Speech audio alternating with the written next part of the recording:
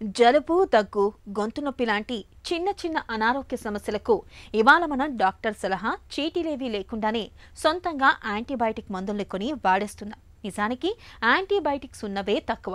అయిన దానికి కాని దానికి ప్రతి చిన్న సమస్యకు ఎడాపెడా యాంటీబయాటిక్స్ను వాడుతూ పోతే వాటికి నిరోధకత వచ్చేస్తుంది. ఆపై అవి ఎందుకు పనికి రాకుండా పోతున్నాయి. అంతేకాదు, మితిమీరిన యాంటీబయాటిక్స్ వాడటం వల్ల మన కిడ్నీలపై భారం పెరుగుతుందని, క్రమంగా కిడ్నీల పనితీరు మందగించిపోతుందని హెచ్చరిస్తున్నారు డాక్టర్లు. ఈ నేపథ్యంలో యాంటీబయాటిక్ మందులు మన కిడ్నీలను ఎలా దెబ్బతీస్తున్నాయో ఇప్పుడు చూద్దాం.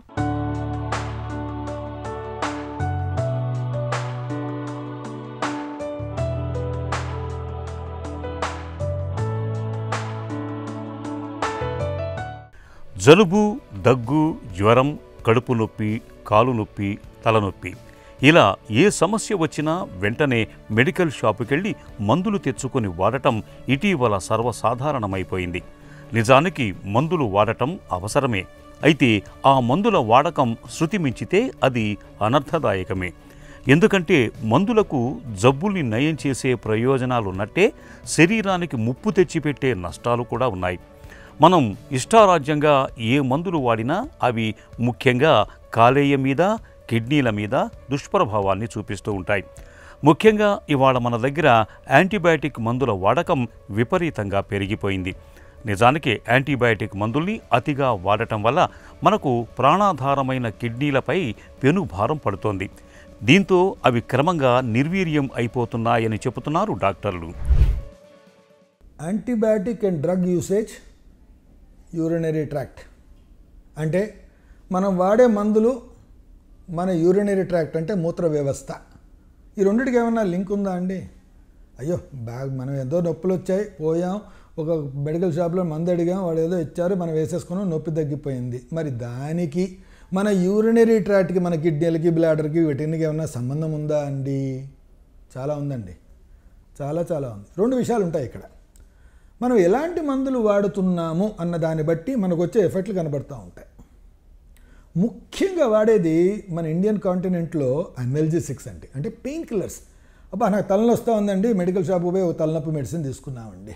మోకాలు నొస్తుందా అండి, మోకాలు నొప్పికి ఒక మెడిసిన్ తీసుకున్నామండి. అది ఎన్ని రోజులు వేసుకోవాలండి? మెడికల్ షాప్ కూడా ఒక స్ట్రిప్ ఇస్తాడు, అది వేసుకున్నంత వరకు హాయిగా ఉందనుకుంటాం, మనం వేసుకుంటూనే ఉంటామండి. దాంట్లో ఏముందో మనకు తెలియదు, దాని ఎఫెక్ట్ ఏమిటో తెలియదు, అది ఎందుకు వేసుకుంటున్నాం, ఇంకా ఎందుకు కంటిన్యూ చేస్తున్నాం కూడా మనకు తెలియదు. సో ఇలా మనమే కాదు, ఈ దేశమంతా అన్ని చోట్ల ఇలా జరుగుతూ ఉంటుంది. అనల్జెసిక్ నెఫ్రోపతి అంటే ఈ అనల్జెసిక్స్, ఈ పెయిన్ కిల్లర్స్ వల్ల కిడ్నీలు పాడైపోవడం అనేది మూడో కారణం అండి. ఈ కిడ్నీ ఫెయిల్యూర్లో 1, 2, 3లో తీసుకుంటే 3వ, 4వ కారణంలో ఇది రావడం జరుగుతూ ఉంది. చాలామంది మోకాళ్ళ నొప్పులకి వేసుకుంటూ ఉంటారు. ఎన్ని రోజుల నుంచి వేసుకున్నారండి? 10 ఏళ్ళుగా వేసుకుంటున్నామండి. వారానికి 3-4 టాబ్లెట్లు అయితే వేసుకుంటూ ఉంటానండి. అది వేసుకుంటే నడవగలుగుతానండి, లేకపోతే నడవలేనండి. వేసుకుంటా ఉన్నారు, నడిచేశారు. ఇప్పుడు వారు నడుస్తున్నారేమో కానీ కిడ్నీలు మాత్రం నడవట్లేదండి. ఇలా జరుగుతూ ఉంటుంది. సో అనల్జెసిక్ నెఫ్రోపతి, ఇది అనల్జెసిక్స్కి మాత్రమే అనుకోకండి. మనం అనుకుంటాం ఏదో పెయిన్ కిల్లర్స్ వేసుకుంటేనే కిడ్నీలు చెడిపోతాయని చెప్పి, అలా అనుకోకండి. ఇది ప్రతి మందుకి వర్తిస్తుందండి. అది అనల్జెసిక్స్ కావచ్చు, యాంటీబయాటిక్స్ కావచ్చు. ఈ మధ్య మా ఇన్స్టిట్యూట్లో యాంటీబయాటిక్స్ వల్ల పాడైపోయిన కిడ్నీలు కూడా ఉన్నాయి. ప్యాంటోప్రజాల్ అనే ఒక టాబ్లెట్ వేసేసుకుంటూ ఉన్నామండి. ఏంటి దేనికి? అసిడిటీకి అనేది ప్యాంటోప్రజాల్ అని వేసేసుకుంటూ ఉంటాం. చాలా కామన్గా వాడేస్తూ ఉంటారు. ఈవెన్ దానివల్ల కూడా కావచ్చండి. చాలామంది మనకు తెలియకుండా యూరిన్లో ఇన్ఫెక్షన్స్ వస్తున్నాయండి, తీసుకున్నారు. యాక్చువల్ కారణం వాళ్ళు డయాబెటీస్ కంట్రోల్లో చేసుకోకుండా వచ్చినప్పుడంతా యాంటీబయాటిక్స్ వేసుకుంటూ ఉంటే దానివల్ల కూడా కిడ్నీలు కాడిపోవచ్చండి. సో మనం గుర్తించాల్సింది ఏమిటి అంటే every drug is a chemical. ప్రతి డ్రగ్ మనం ఏదైతే వేసుకుంటున్నామో అదొక కెమికల్ పదార్థం మన బాడీలో వెళ్తూ ఉంది. మన బాడీలో ఉన్న కెమికల్స్తో కలిసి ఎక్కడో ఒక చోట ఆ కెమికల్ రియాక్షన్ అనేది క్రియేట్ చేస్తూ ఉంది. దానివల్ల ఏ కారణం వల్ల వేసుకుంటున్నామో దానివల్ల రిలీఫ్ జరుగుతుంది, ఆ కారణానికి రిలీఫ్ జరుగుతుంది. కానీ ఈ కెమికల్ బాడీలో ఉన్న దానివల్ల it is acting at multiple other places. అది ఒకటే చోట కాదు, మనం అనుకున్న చోటే అది పనిచేస్తూ ఉందని ఎందుకు అనుకోవాలా? ఇంకా బాడీలో చాలా ప్లేసెస్లో పనిచేస్తూ ఉంటుంది. అది లివర్ మీద కావచ్చు, కిడ్నీ ఫిల్టర్స్ మీద కావచ్చు, కిడ్నీలో ఉన్న కణాల వల్ల మీద కావచ్చు, చాలా దాని మీద కావచ్చు. ఈ విధంగా అది యాక్ట్ చేసిన దానివల్ల ఈ మార్పులు అనేటివి అప్పటికప్పుడు ఎప్పుడూ కనపడవండి. అవన్నీ ఒక 10 ఏళ్ల తర్వాతనే, ఒక డెకేడ్ అయిన తర్వాతనే కనపడతాయి అన్నమాట. దానివల్ల ఎఫెక్ట్స్ అనేవి. యాంటీబయాటిక్స్ను రోగాల పాలిట పాశుపతార్థాలుగా చెప్పుకోవచ్చు. మహాభారతంలో మరీ అవసరమైతే తప్ప అర్జునుడు దివ్యాస్త్రాలను ప్రయోగించాడు.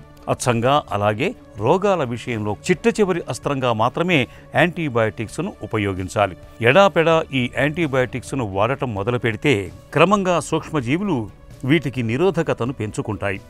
ప్రస్తుతం ప్రపంచవ్యాప్తంగా అదే జరుగుతోంది. యాంటీబయాటిక్స్ రెసిస్టెన్స్ వల్ల ఏటా లక్షలాది మంది ప్రాణాలు కోల్పోతున్నారని ప్రపంచ ఆరోగ్య సంస్థ నివేదిక పేర్కొంటోంది.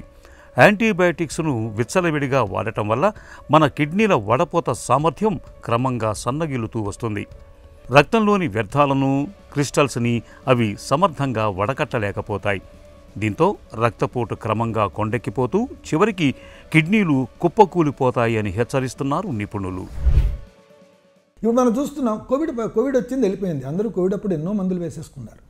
ఈ రోజు వరకు మనకు తెలియదు అది నిజంగా డ్యామేజ్ కోవిడ్ వల్ల వచ్చిందా లేకపోతే ఈ మందుల వల్ల వచ్చిందా.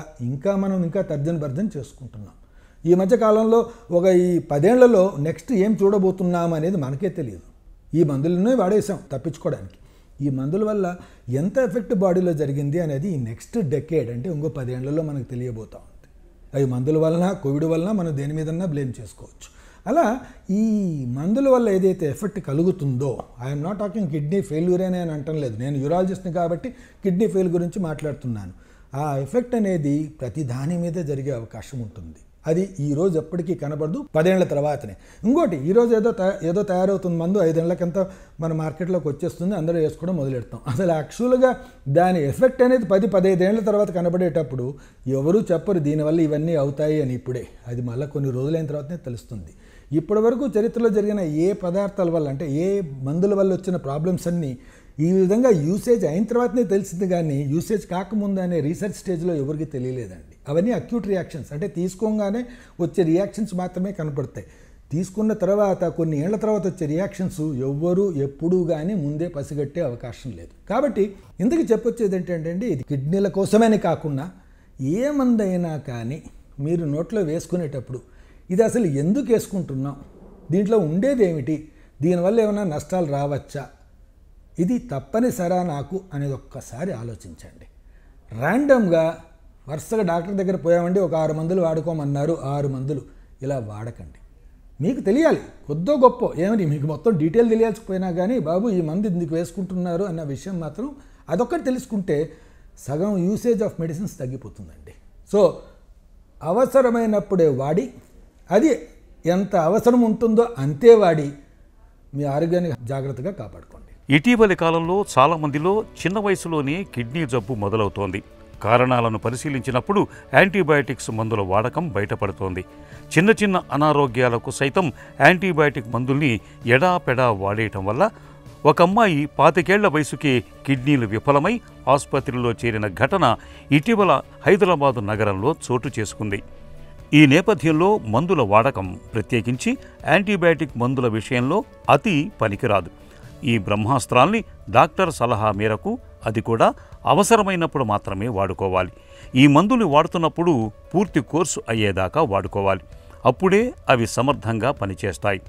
సూక్ష్మజీవులకు యాంటీబయాటిక్ రెసిస్టెన్స్ రాకుండా ఉంటుంది. ఇక ఇప్పటికే కిడ్నీ జబ్బుతో బాధపడేవారు యాంటీబయాటిక్ మందుల విషయంలో తప్పనిసరిగా డాక్టర్ సలహాలు, సూచనల్ని పాటించాలి.